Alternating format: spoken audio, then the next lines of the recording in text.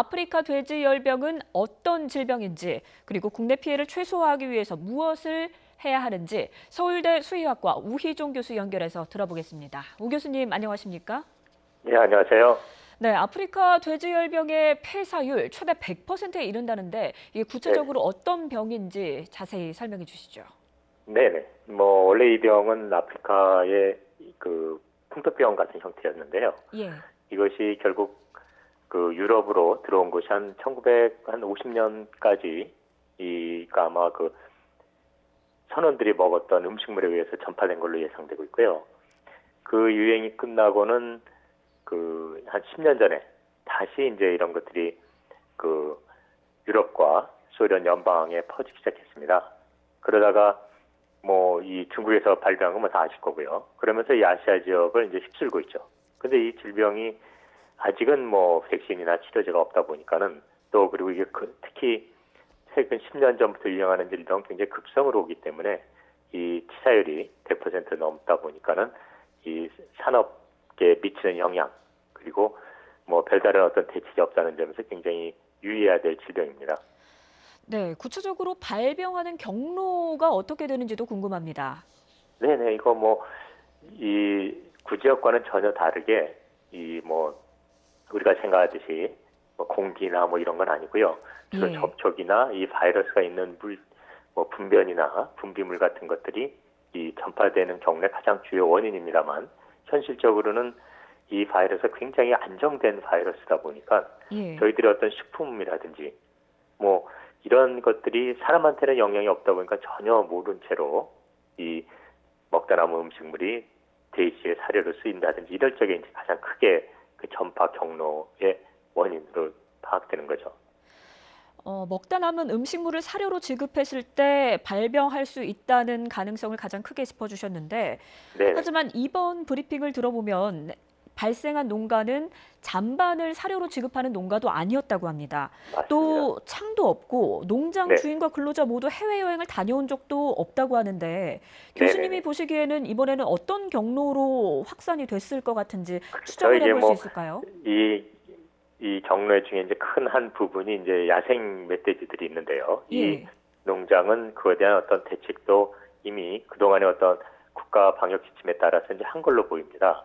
다만 그래서 현재 정확한 이제 기다려봐야 됩니다만 다만 이것이 발생한 이 지역의 위치가 이 파주라는 곳은 다 아시다시피 접경지대거든요.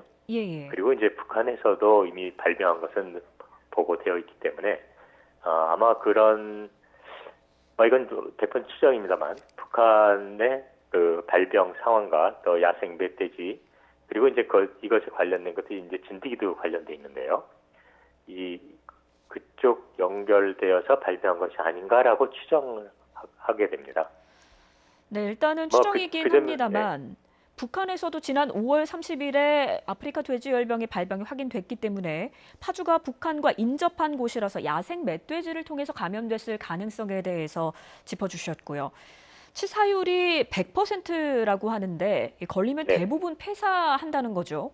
근데 왜 네, 이렇게 맞습니다. 치명적인 걸까요?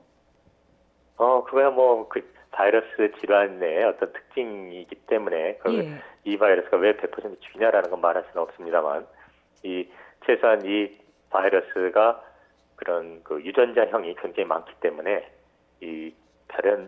그것에 대한 어떤 항생 어떤 방역이나 이 백신이나 이런 게 어렵다는 점에서 어려운 거고요. 조금 전에 말씀드린 것과 연관돼서 좀 더 말씀드린다면 결국 이런 접경 지역에서 발병할 것이 가장 우려됐었는데 예. 이것은 결국 북한과의 방역 체제를 통합적으로 운영해야 될 필요성을 말해주고 있습니다. 그래서 저희 서울대학교 수의과대학에서도 현재 통일 수의학센터를 만들고 있는데요. 이러한 종합적인 방역 대책이 인근 주변과 함께 이루어졌을 때 유효한 것이지 이것을 걸렸을 적에 치료한다든지 백신을 놔서 방어하겠다는 것은 당장은 좀 그 유효한 방법이 아닐 거라고 봅니다. 예. 그런데 사람은 일단 돼지열병에 감염되지 않는다라고 설명을 해주셨는데 네네. 그렇기 때문에 돼지에게 어떤 증상이 나타났는지 면밀히 관찰하는 게 중요할 것 같습니다. 일단 돼지열병이 발생하면 돼지에게는 어떤 증상이 나타나는 건가요? 네, 기본적으로 이 질병 이름이 있는 것처럼 굉장히 열이 나고 또 그런 고열 속에서 이런 피하 출혈이 보입니다. 이 뭐 귀디라든지 비강이라든지 이런 데 피하 출혈이 보이고 그리고 당연히 뭐 사료 섭취 이런 것 안 하게 되죠. 그래서 이런 이 뭐 구토도 있고 뭐 경련도 있습니다만 이런 어떤 일반적인 고열 그 질병의 특징은 다 가지고 있다고 생각하시면 됩니다. 예. 일단 사람은 감염되지 않는다고 하셨습니다만 이 감염된 돼지고기를 먹고 나서 사람을 매개로 다른 가축들에게 전파될 가능성이 큰 거죠?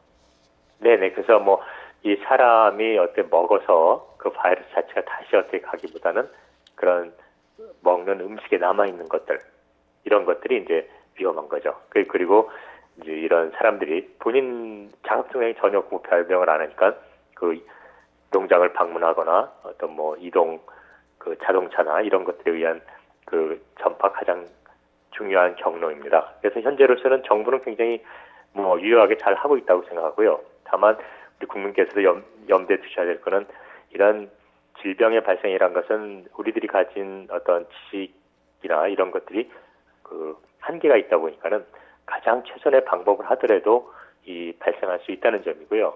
그 점에서 정부의 어떤 조치에 적극 협조해 주는 게 가장 중요합니다. 예. 일단 걸리면 폐사율이 100%에 달한다. 큰 피해를 입히는 치명적인 질병인데 지금까지도 백신이 개발이 안 된 특별한 이유가 있을까요? 네, 방금 전에 말씀드린 것처럼 이것은 유전자형이 굉장히 많습니다. 네. 예를 들어서 구지역 사회재단이 됐던 구지역은 그 유전자형이 7개뿐이 안 되는데 이것은 20개가 넘어요. 그러다 보니까는 이 다 들을 수 있는 어떤 백신 개발은 아직은 안 돼 있지만 최근에는 스페인에서 이제 유효한 백신을 개발했다고 하는 소식은 있습니다. 그것이 이제 상용화되기까지는 조금 뭐 시간이 걸릴지 모르겠습니다만 이 미국이나 뭐 이런 유럽 또 러시아 뭐 중국도 다 이 백신 개발에 매진하고 있습니다. 예. 이 바이러스는 얼리거나 아니면 바짝 말리거나 해도 계속 감염이 되는 겁니까? 네, 맞습니다. 특히 이 바이러스가 뭐 거의 수년간 얼려도 다 살아 있고요. 또 예. 그리고 일반적인 어떤 조건에서도 이 생존율이 굉장히 높은 것은 이미 다 알려져 있습니다. 네, 그렇기 때문에 사실 이미 중국에서도 큰 피해를 입혔고 북한에서도 발생을 했고 그럼 중국과 북한의 피해는 어느 정도나 되는지도 궁금합니다. 뭐 중국은 거의 뭐 100만 마리 이상 살처분 하고 그리고 전 세계의 돼지고기 값을 약 10% 이상 올릴 걸로 현재 예상될 정도로 예. 그 치명적인 상황이고요. 특히 뭐 이 돼지고기 소비가 이 동남아에 많거든요. 근데 지금 중국뿐만 아니라 베트남, 뭐 캄보디아, 라오스 다 발생하고 있어서 사실 전 세계적으로 지금 거의 그 식량의 문제로서 주목을 받는 상황입니다. 다만 북한의 경우는 구체적으로 발병 상황만 알려져 있지 이 어떤 피해 현황 혹은 진행 상황 이것들은 전 정보가 없습니다. 그런 의미에서 더욱더 우리 뭐 대학이나 정부에서도 북한과의 이 통합된 이 방역 체제를 빨리 마련해야 된다고 봅니다. 네, 돼지고기 값에도 직접 영향을 끼칠 것이라는 설명이신데 그렇다면 조금 전에 정부가 발표한 대책은 전반적으로 어떻게 평가하십니까? 네, 저는 뭐 현 시점에서 사실 뭐 발생한 지 뭐 하루도 안 지난 상황에서 가장 할 수 있는 최선의 방법을 하고 있다고 보고요. 그러한 지점에서 좀 안타까운 것은 제가 작년에 북한을 방문해서 이러한 어떤 통합된 방역 체제 확보를 좀 제시했었는데 그런 예. 것들이 좀 빨리 마련되지 않은 게 좀 아쉽네요. 그럼 당장 현재 남한에서 이 마련할 수 있는 이 방역 조치는 현재 다 하고 있다고 보고 있습니다. 그럼 앞으로 북한에서 내려온 야생 멧돼지가 원인일 것이다라고 조심스럽게 추정을 해주셨는데 앞으로 네네. 추가적인 이런 감염을 막으려면 어떤 조치가 필요할 거라고 보십니까? 네, 뭐 기본적으로 지금도 그런 접경 지역에 대한 방역은 해왔기 때문에요. 그걸 좀 더 강화해야 되고 네. 그리고 이제는 뭐 정치적인 이유를 떠나서 이 북한과 빨리 양 질병에 대한 정보 교환을 해야 된다고 봅니다. 예, 또 먹고 남은 음식물을 통한 감염이 최대의 경로다라고 하셨는데 잔반 급여를 막기 위한 대책은 없을까요?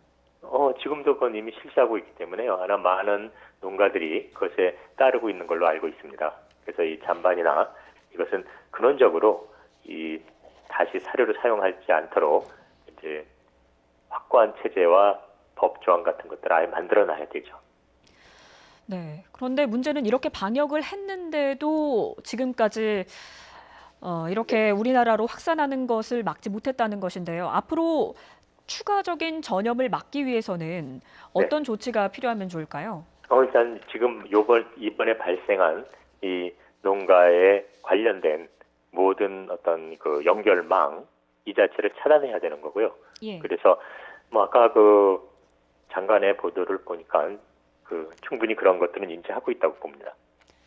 네, 알겠습니다. 앞으로 추가 국내 피해를 최소화하기 위해서 무엇을 해야 할 것인지 서울대 수의학과 우희종 교수와 함께 이야기 들어봤습니다. 오늘 말씀 고맙습니다.